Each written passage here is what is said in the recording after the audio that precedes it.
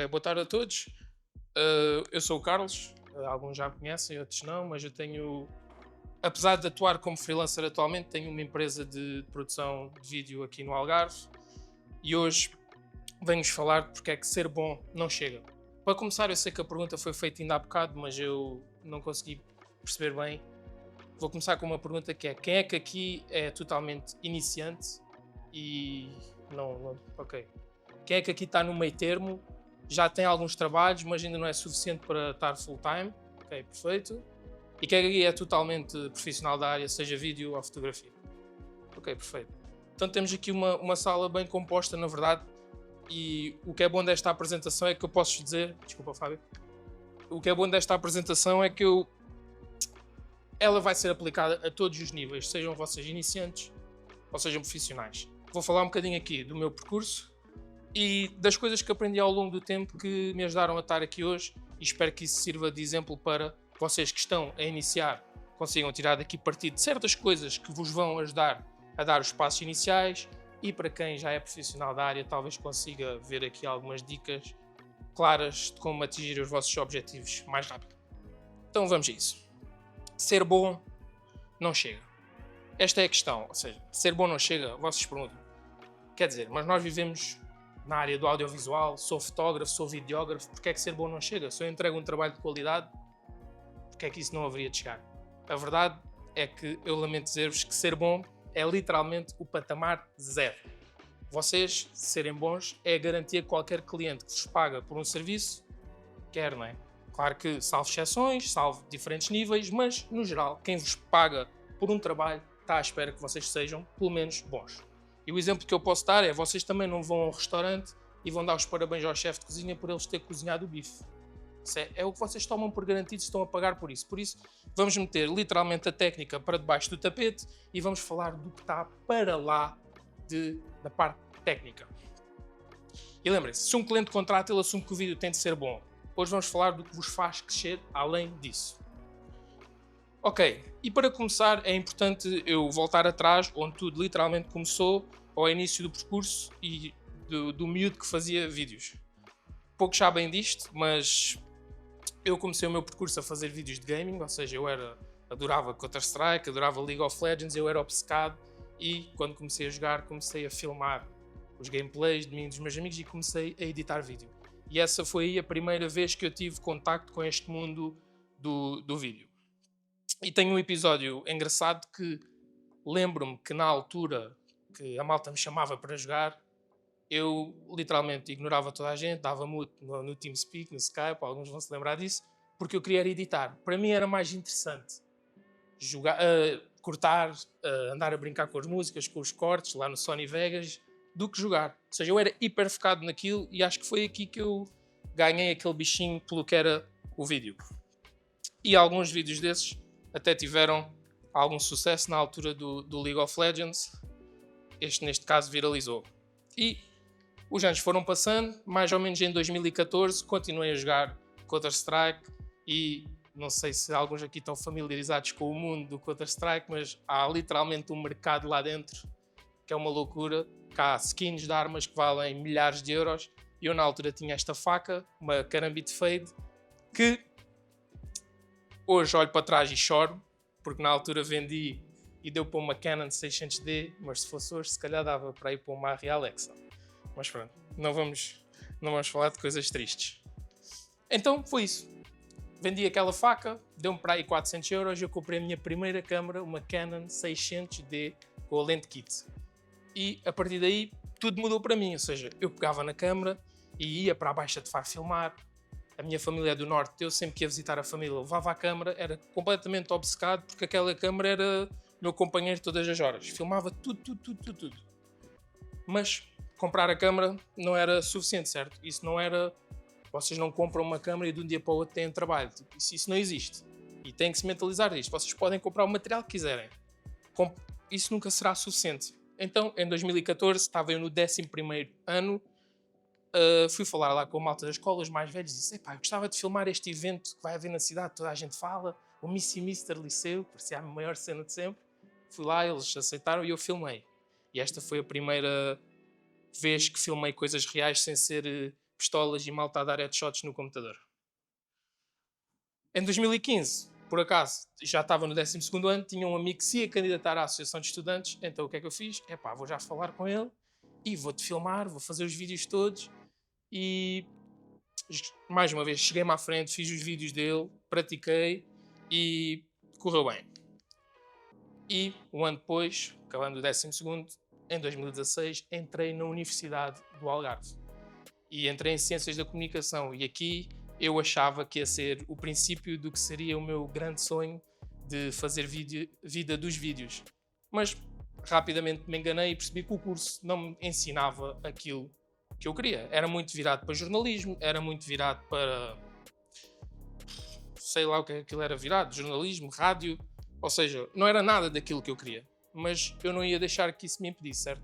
Então, um ano depois de estar no curso e perceber que aquilo não ia dar muito, cheguei à Rádio Universitária do Algarve, que tem uma ligação com a universidade, como o próprio nome diz, e ofereci-me para fazer vídeos para eles. E eles, claro que aceitaram. Quem é que não gosta de trabalhar à borla, não é?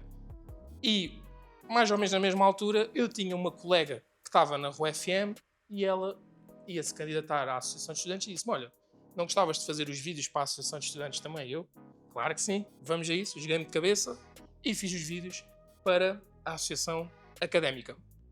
E aqui entra o primeiro ponto, pronto, onde há a primeira volta, que eu quero que vocês pensem que há sempre alguém a ver. Tudo o que fazemos, às vezes pode parecer que nós estamos a fazer trabalho desinteressante, as pessoas não querem saber, vou agora filmar ali, ninguém está a ver. Acreditem, quem está atento à vossa volta, há sempre alguém a ver, a verdade seja esta.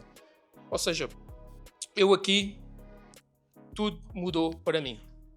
Por causa de eu me ter chegado à frente a fazer os vídeos da Rádio Universitária do Algarve da Associação de Estudantes, um dia recebo uma chamada e a pessoa do outro lado diz-me: olá Carlos, tenho visto o que tens feito na Rua FM e na Associação Académica, daqui fala o diretor de comunicação da UALG, gostava que viesses reunir connosco aqui à reitoria porque queríamos falar contigo.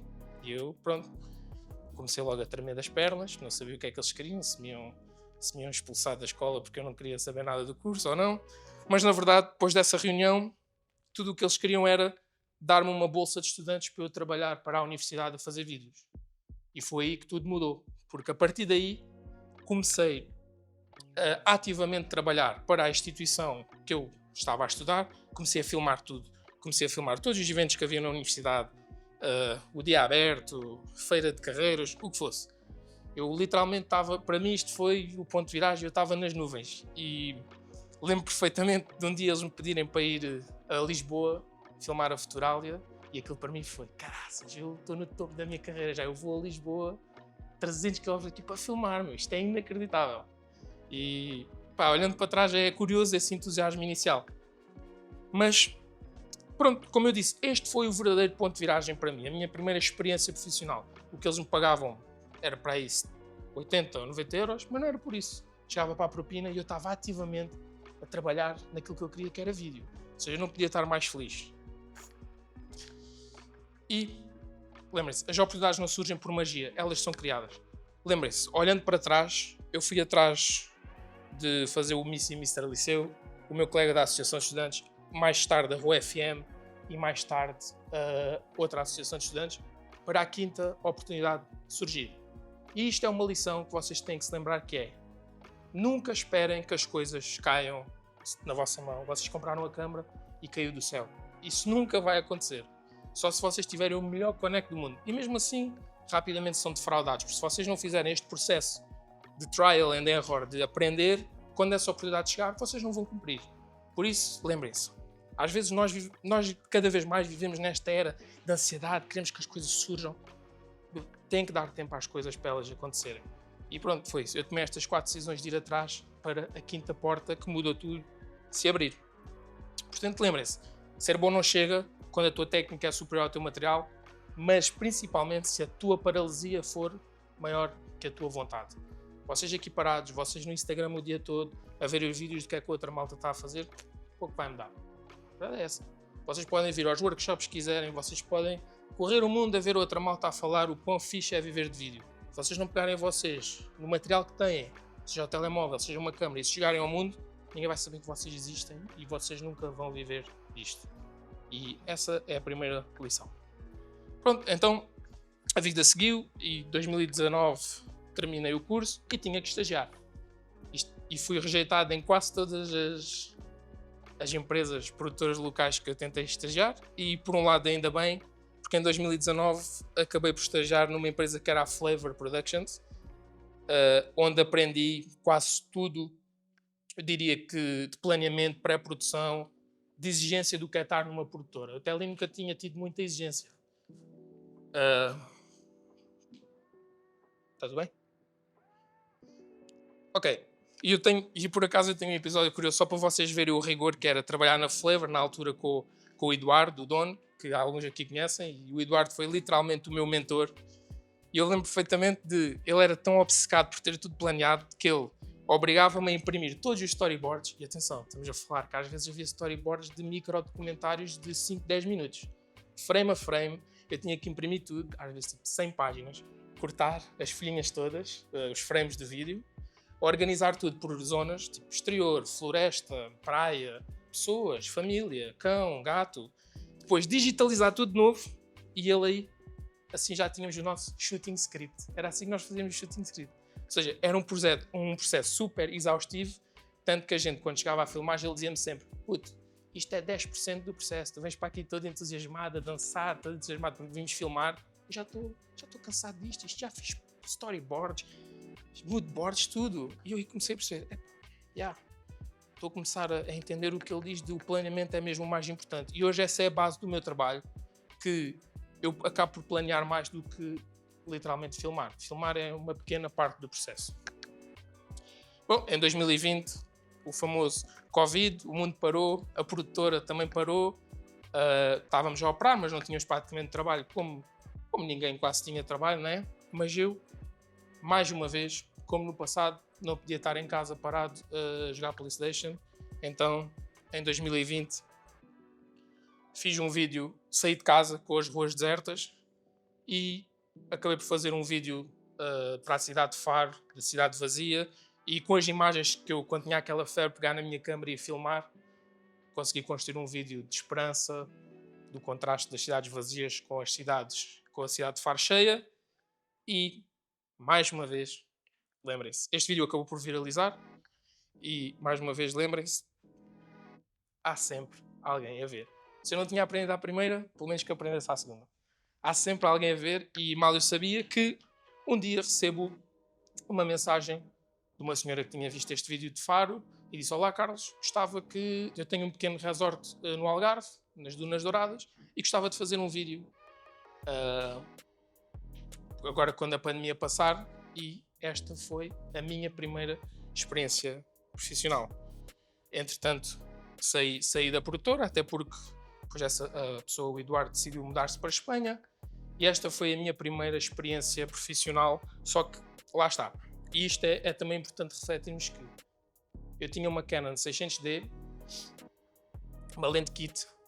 Eu até tinha a ambição e o conhecimento, mas eu sabia que estava completamente limitado com aquilo que eu podia entregar em termos de material, não é?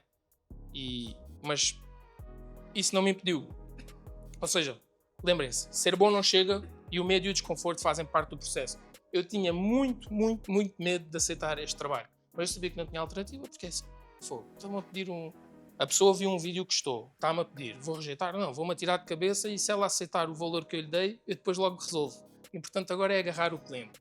E foi o que aconteceu. Mas, lá está, como eu disse, eu tinha uma Canon 600D, uma lente kit, e sabia que aquilo não chegava para eu cumprir. Então o que é que eu fiz? Pedi ajuda. Porque lembrem-se de uma coisa: as pessoas que vocês têm à vossa volta, as pessoas que trabalham na área, as pessoas que têm mais conhecimento que vocês, nós aqui temos esta mania de ver toda a gente à nossa volta como concorrência. Mas, na verdade, os contactos que temos à volta são muitas vezes a nossa rede de apoio.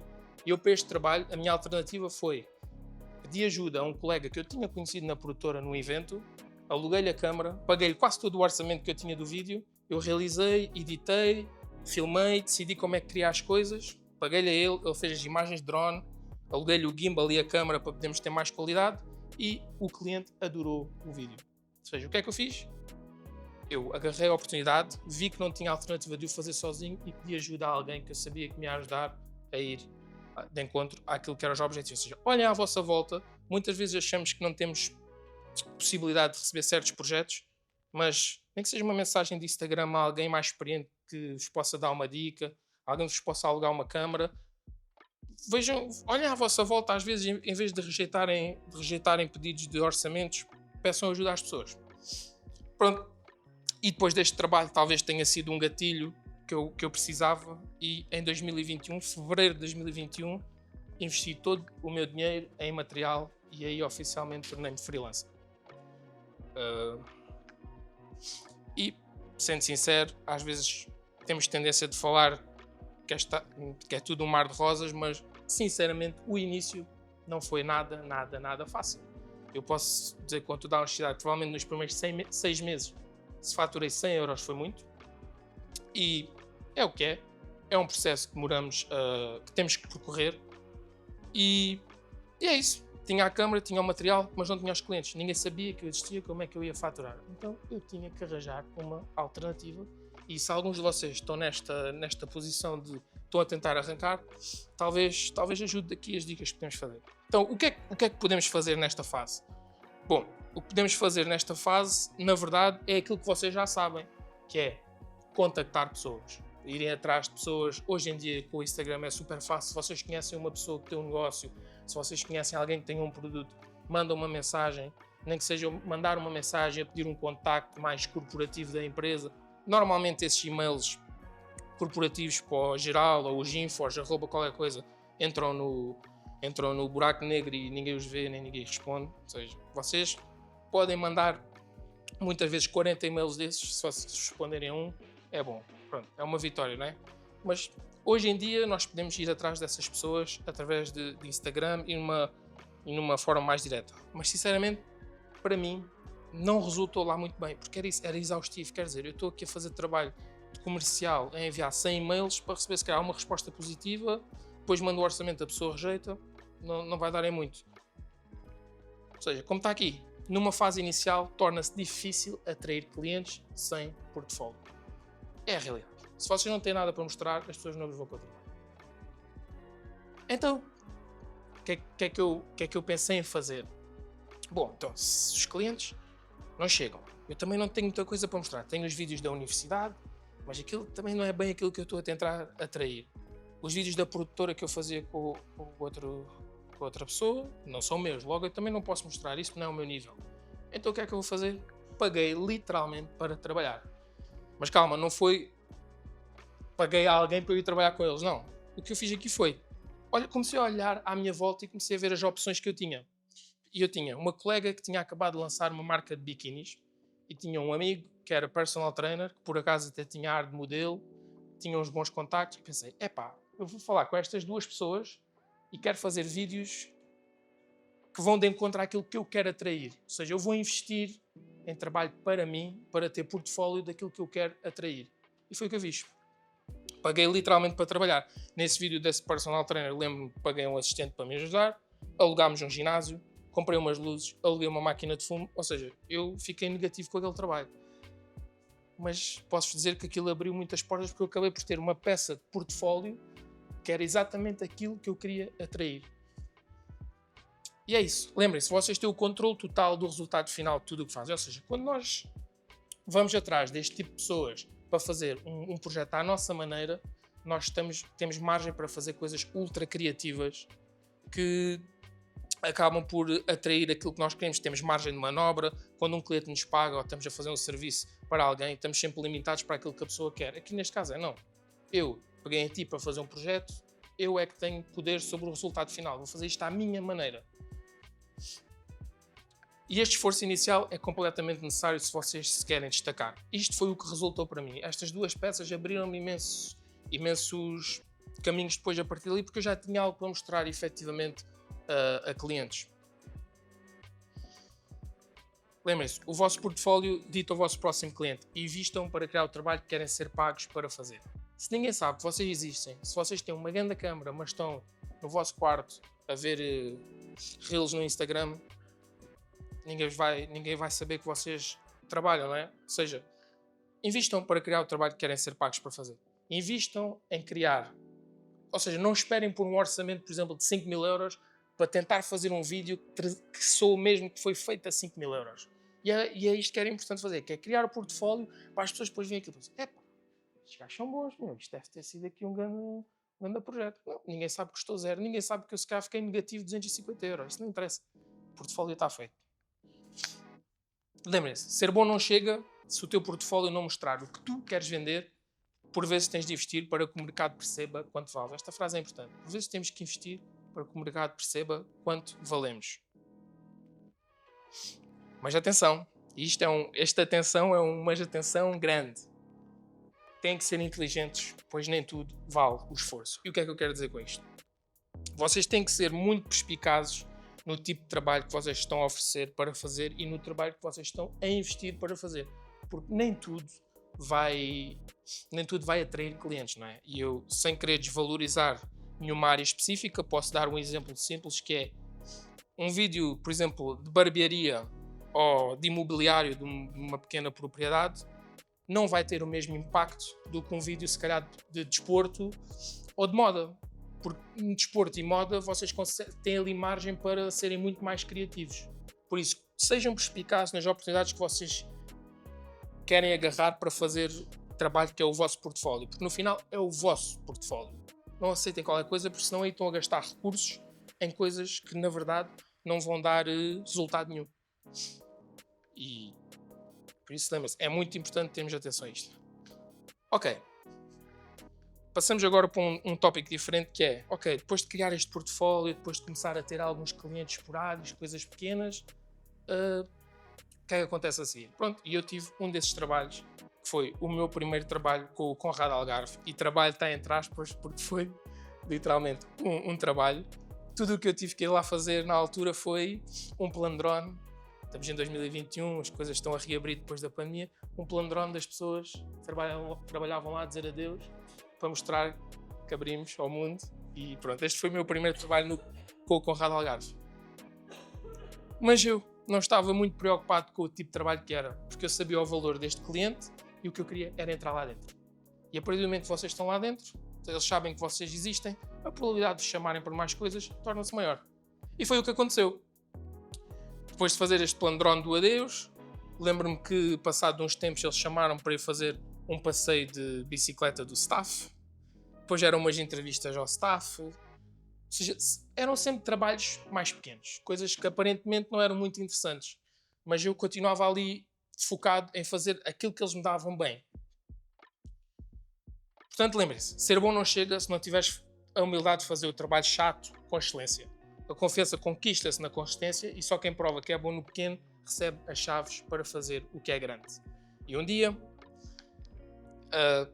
passados mais ou menos 6, 7 meses de fazer este trabalho consciente com o Conrado, de coisas aparentemente, sinceramente, na verdade, eram chatas, um dia o cliente chegou ao pé de mim e disse: epá, olha, eu queria fazer aqui um vídeo de golfe. A ideia é mostrar que a proximidade dos campos de golfe do hotel. Pegamos aí num drone um dia, vamos fazer imagens. Não precisa de ser nada muito espetacular. Eu pensei, epá, mais uma vez, lembrem-se, vocês têm que ser perspicazes nas coisas que agarram. Pensei, fogo, um vídeo de golfe, desporto, há aqui margem para eu fazer algo altamente, algo digno de portfólio. E pronto, finalmente chegou uma oportunidade de fazer algo que não é filmar o staff a andar de bicicleta. Temos aqui margem para fazer algo altamente. E foi o que eu fiz. Investi tudo neste vídeo do One Shot Away.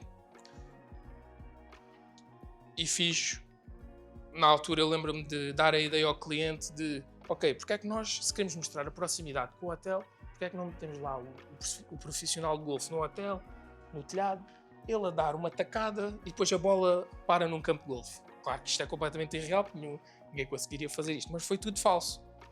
E lembro-me que, com a minha obsessão de estar sempre a tentar aprender e a ver tutoriais, eu tinha aprendido os anos antes como fazer uma bola de golfe, uma bola 3D. E pensei, isto é o projeto certo para eu mostrar aquela cena que aprendi há uns anos. E foi o que eu fiz. Investi tudo neste projeto e aqui posso dizer que tudo mudou. Pronto, como diz, e tudo mudou.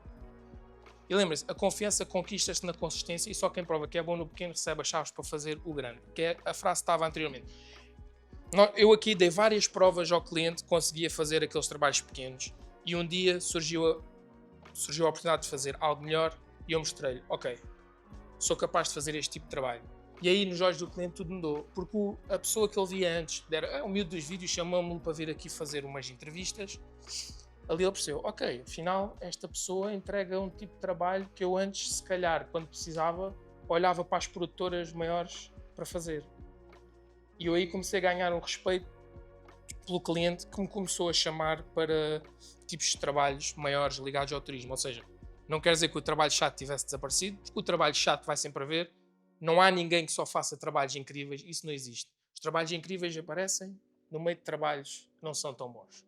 E vocês têm que se mentalizar que é preciso subir os degraus para apanharmos o prémio lá em cima e temos que continuar a subir os degraus para apanhar o prémio lá em cima. E aqui tudo mudou. O Conrado é do grupo Hilton e durante 2 anos, depois deste dia do One Shot Away, de começar a ter mais oportunidades de coisas que eram mais de encontro àquilo que eu queria fazer, que era turismo. Um dia, numa reunião da Hilton Global, decidiram que basicamente a Península Ibérica ia começar a ser comunicada como uma região. Então os diretores de marketing de todos os hotéis da Península Ibérica decidiram, ok, isto o que faz sentido é que esta região, é que isto seja feito pela mesma empresa, pela mesma pessoa, porque os vídeos têm que ter coerência. Pronto, obviamente. E eu tendo uma excelente relação com o diretor do Conrado na altura, trabalhámos quase 2 anos juntos, ele atirou para cima da mesa, eu acho que tenho a pessoa certa para fazer este projeto, mostrou os trabalhos que já tinha feito com o Conrado e um dia recebo um e-mail da Hilton, Península Ibérica, com um pedido para eu fazer a campanha global deles de lançamento e aí tudo mudou, ou seja, podemos dizer que naquele dia acordar de manhã e fazer o plano drone das pessoas a dizer adeus, no final deu certo para o meu lado, não é? Então eu recebi esse e-mail e pedem-me um orçamento para este projeto da Hilton. Eu sabia, ok, eu fui recomendado, as pessoas gostam do meu trabalho, este projeto é praticamente meu, certo? Certo. Mas eu decidi fazer algo um bocadinho diferente, que fiz literalmente um pitch ultra detalhado, em vez só de mandar o e-mail com o orçamento, fiz um pitch ultra detalhado com o objetivo, uma análise de cada hotel, mood board, o que é que a gente ia mudar, o tipo de dinâmica de edição que queríamos. E aqui acontece uma coisa que é super importante, que é a imagem que vocês criam perante o vosso cliente. Porque eles achavam que vinham contratar um freelancer, mas não. Eu aqui mostrei-lhes, não estamos só a contratar um freelancer, isto é sério, estamos a contratar uma pessoa que sabe o que está a fazer. E tudo por uma apresentação, nem que seja mostrar que vocês estão preocupados com aquilo que vos pediram. E aqui passamos para a próxima parte, que é como deixarmos de ser vistos como freelancers por uma marca respeitada. Como deixarmos de ser vistos como, ele vem aqui fazer uns vídeos e está tudo bem. Não, como passamos desta cena de freelancer, quebramos esta barreira do cliente começar realmente a respeitar quem está do outro lado, quase como se uma marca se tratasse. E é uma coisa assustadoramente simples, na verdade, pelo menos no meu caso, simples de trabalhar, que mudou completamente tudo para mim, e eu vou-vos dar exemplos concretos de como é que isso mudou para mim, e a palavra é percepção. Percepção muda tudo. E vou-vos dar um exemplo claro que... Deixa-me lá passar. Okay. Vou-vos dar 2 exemplos de casos reais que aconteceram muito recentemente, para verem que eu não estou aqui a falar só de teoria, que isto não resulta. Não, isto resultou comigo e resulta hoje ativamente, constantemente, que é... há coisa de 5, 6 meses, eu recebi um pedido do município de Lolé para fazer um vídeo institucional deles. E o vídeo institucional era dos parquímetros, dos parques subterrâneos, uma coisa que aparentemente nem era muito interessante, nem muito difícil de fazer. E eu sei que eles tinham um orçamento de 2.500 a 3.000 euros. Isto foi o que eles me disseram. E eu, ok, 2.500 a 3.000 euros, ok, nada mal. posso já aceitar isto, querem trabalhar comigo, vou-lhes mandar o orçamento e pronto, vamos avançar, vamos já marcar datas, porque é fácil, é dinheiro fácil, projeto simples. O que é que eu fiz? Fiz exatamente o oposto. Eu marquei uma reunião com eles, fui ao Lolé, fui ouvir o que é que eles tinham para dizer, conheci melhor o cliente e saí dali a perceber que eles não só tinham parquímetros e assim, mas eram também eles que faziam a gestão do mercado municipal de Lolé. E ok, vi logo ali um gatilho certo para tornar isto muito maior do que eles tinham pensado. Então, voltando a casa, fui para o computador e perdi 4 horas a fazer um pitch semelhante àquele da Hilton, um pitch super detalhado, a dar-lhes ideias dos vídeos que íamos fazer, mood board, convencê-los porque é que aquilo era um bom investimento. Mas acima de tudo, eu não saí de lá só ao propor-lhes um vídeo. Eu saí de lá a propor-lhes o vídeo institucional e o vídeo do mercado municipal. E se eu vos disser que graças a essa apresentação eu fiz o cliente querer algo que ele nem sabia que queria. E este às vezes é o nosso trabalho. É arranjarmos soluções aos clientes. Às vezes não, é sempre. É arranjarmos soluções para os nossos clientes que eles nem sequer sabiam que queriam. E posso dizer, este orçamento não foi 2.500 nem foi 3.000. Acabou por ser 8.500 por estes 2 vídeos. Tudo porquê? Porque eu mudei a percepção completa ao cliente daquilo que ele queria. Por isso, percepção é super, super importante e tudo o que eu fiz foi perder 3 horas a fazer um pitch mais detalhado daquilo que eu queria vender. Ou seja, é isto. Mostrei algo ao cliente que ele nem sabia que queria. E lembrem-se, ser bom não chega enquanto forem apenas enviadores de orçamentos. Apresentem soluções e o preço torna-se secundário. E eu tive a confirmação disto que eu já fazia quando o próprio cliente, depois das filmagens, depois de tudo, disse: epá, sabes, a gente nem sequer estava a pensar em investir tanto em vídeo, a administração nem estava por aí, mas quando vimos aquela apresentação e o teu pitch, realmente aquilo deu-nos outra perspectiva que a gente nem sequer tinha pensado. E eu pensei, fogo, eu perdi 2 a 3 horas de trabalho, criei aqui uma percepção completamente diferente ao cliente, que ele achava que ia só contratar uma pessoa por um vídeo, jogava o dinheiro e ia acontecer, e este pitch, esta percepção que eu criei mudou tudo. E isto é muito importante, que é vocês olhem sempre para o que tem à vossa volta e tenham como é que eu crio aqui uma melhor percepção com estes clientes para tentar também elevar o meu trabalho e principalmente a forma como eles vos veem. E claro, isto não resulta com toda a gente, não é? Vocês também têm que olhar para o tipo de cliente que vale a pena perderem este tempo a fazer estes pitches. E lembrem-se, ser bom não chega se só pensas em como posso filmar melhor em vez de como posso ser mais valioso para quem me contrata. Esta frase é muito importante e complementa na perfeição esta história. Ok, e agora, mudando completamente disto, a percepção é super importante e agora vou-vos dar uma dica que provavelmente é aquilo que mudou para mim tudo e eu diria que é 99% do meu trabalho é hoje em dia por esta razão e tudo se resume a relações. E eu sei que isto pode parecer ultra genérico, mas mantenham-se aqui neste ponto que eu vou explicar que é. Sejam pessoas que o cliente gosta de trabalhar. Isto é muito, muito, muito importante. Vocês ficariam impressionados com a quantidade de malta da nossa área que é completamente intragável trabalhar. Que têm manias que são artistas, que chegam aos sets às vezes completamente despreocupados, chegam lá, fazem o que têm a fazer, nem falam com o cliente, não querem saber.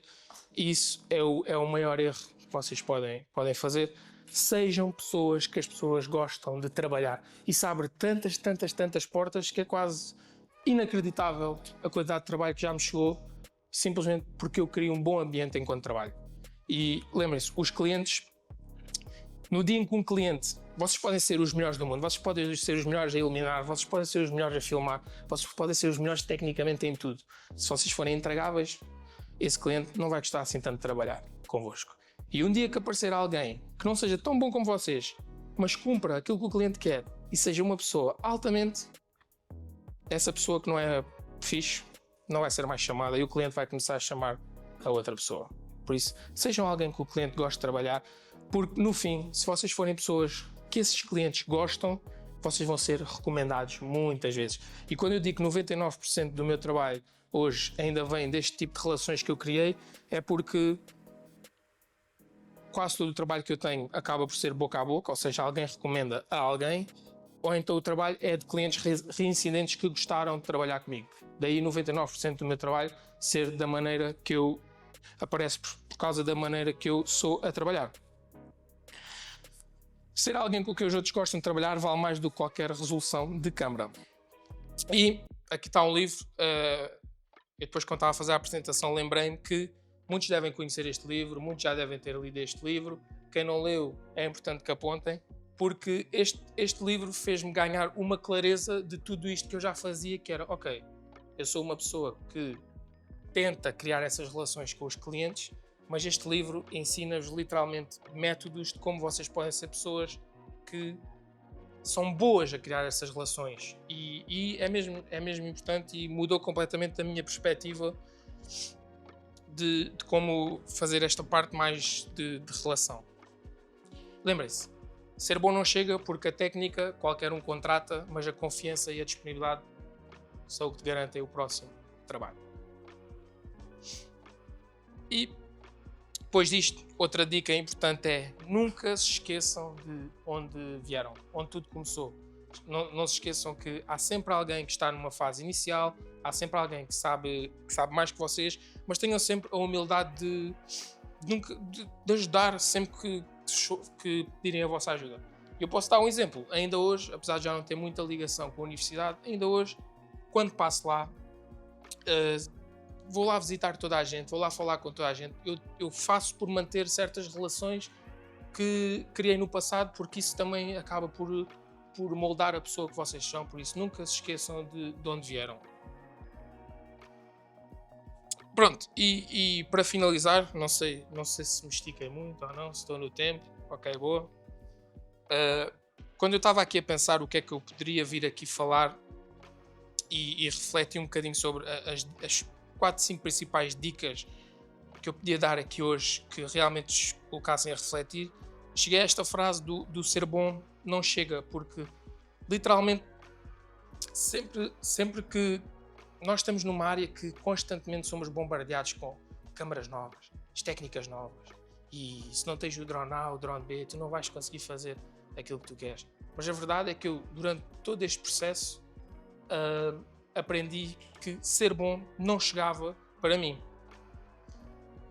E vamos resumir que é, ser bom não chega quando o medo é maior que a tua ambição. Lembrem-se, olhando para trás, vocês fechados no vosso quarto, ninguém vai saber que vocês existem. Agarrem a vocês, vão fazer vídeos, vão filmar a praia, vão filmar o que for. Publiquem isso, mostrem-se ao mundo, porque o talento escondido no quarto ninguém vai descobrir. A verdade é essa. Ser bom não chega enquanto o material for a tua desculpa. Se vocês estão à espera de comprar, não vamos dizer marcas, se vocês estão à espera de comprar câmara X ou drone Y para chegarem à frente para fazer o vosso trabalho, isso é desculpas. Não vale a pena estarem agarrados a isso. E ser bom não chega enquanto não percebes que as pessoas da tua área não são a tua concorrência, mas sim a tua rede de apoio. E olhando outra vez para aquele exemplo que eu pedi ajuda para tentar elevar o meu trabalho quando tinha dúvidas se realmente o conseguia fazer. E ser bom não chega até entenderes que a percepção que crias e as relações que nutres valem mais do que ter a câmara de última geração. Trabalhem na percepção que vocês querem dar aos vossos clientes, trabalhem nas relações que vocês criam ao longo do caminho, porque isso vai-vos levar muito mais longe do que qualquer material que vocês tenham. E isso é uma lição super, super importante. Pronto, e chegando ao fim, vendo todo este processo, todos estes anos de experiência, continuando ativamente a trabalhar, percebi que, e eu quero que vocês saiam daqui com esta reflexão, que é a reflexão que eu fiz, que é, eu percebi que ser bom não chegava para mim, e no fim quero que vocês respondam a esta pergunta a vocês próprios, se para vocês chegam. Obrigado, e pronto, se houver, não sei se há alguma questão.